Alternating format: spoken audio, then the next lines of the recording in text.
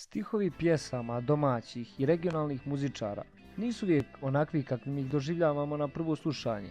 Brojne pjesme napisane su kao da pjevaju o ljubavi i raznim životnim nedaćama, ali iza zavjese kriju se tekstovi koji nose tajanstvene poruke, priče, mračne tajne pa i dirljive životne ispovijesti poznatih imena.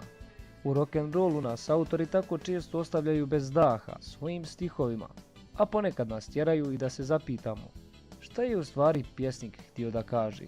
To pitanje je među najzagriženijim fanovima predmet beskrajnih razgovora, diskusija i neslaganja. U takvim razgovorima zauzimaju se dva tabora. Prvi, vjerovatno i brojniji, u pjesmama omiljenih grupa vide skrivene poruke. Drugi pak jednostavno uživaju u pjesmama, bez pretjeranog udubljivanja u njihovo značenje. Teško je reći koji je u pravu i biti neutralan.